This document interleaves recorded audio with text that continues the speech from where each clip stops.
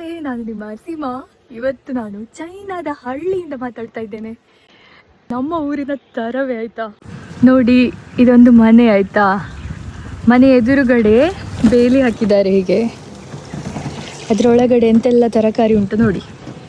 Same ನಮ್ಮಲ್ಲಿರುವ ಹಾಗೆ tomato ಗಿಡ ಇರ್ಬೋದು, ಹರಿವೆ ಗಿಡ ಇರ್ಬೋದು, ಹರಿವೆ ಅಂತ ಹೇಳ್ತೇವೆ ಕನ್ನಡದಲ್ಲಿ. ಹರಿವೆ ಗಿಡ ಇರ್ಬೋದು.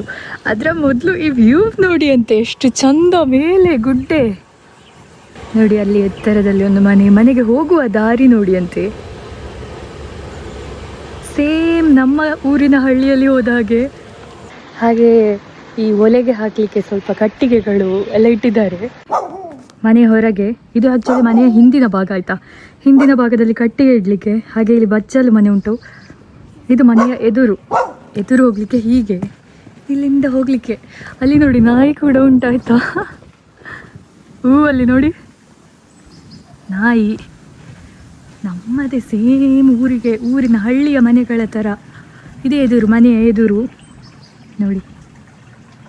ಇವತ್ತೆಷ್ಟು ಖುಷಿ ಆಗ್ತಾ ಉಂಟು ಗೊತ್ತುಂಟ ನನಗೆ. ಹೀಗಿರುವ ಜಾಗದಿಂದ ಬಂದು ವುಹಾನಿನ ಕಟ್ಟಡಗಳ ಮಧ್ಯೆ ಇದ್ದಿದ್ದು ಬೊಡ್ದೇ ಹೋಗಿತ್ತಾಯ್ತಾ. ಇಲ್ಲಿ ಬಂದು ನನಗೆ ಒಳ್ಳೆ ಈ ದನದ ಕರುವನ್ನು ಹಟ್ಟಿಯಿಂದ ಬಿಟ್ಟಾಗ ಹೇಗೆ ಓಡ್ತದಲ್ಲ, ಆ ರೀತಿ ಫೀಲ್ ಆಗ್ತಾ ಉಂಟು. ನೋಡಿ, ನಮ್ಮ ತೋಟಕ್ಕೆ ನಡ್ಕೊಂಡು ಹೋಗುವಾಗ ಹೇಗೆ ಮಣ್ಣಿನ ರೋಡ್ ಅದೇ ಥರ ಆಯ್ತಾ ಇಲ್ಲಿ ಹತ್ತಲಿಕ್ಕೆ. ಸೇಮ್ ನೋಡಿ, ಇಲ್ಲಿ ಕೃಷಿ, ಒಳ್ಳೆ ಕೃಷಿ ಏರಿಯಾ. ಇದು ನೋಡಿ, ನನ್ನ ದೊಡ್ಡಮ್ಮನ ಮನೆಯ ಏರಿಯಾದ ಹತ್ರ ಚಾರ್ಮಾಡಿ ಘಾಟ್ ಉಂಟಾಯ್ತಾ.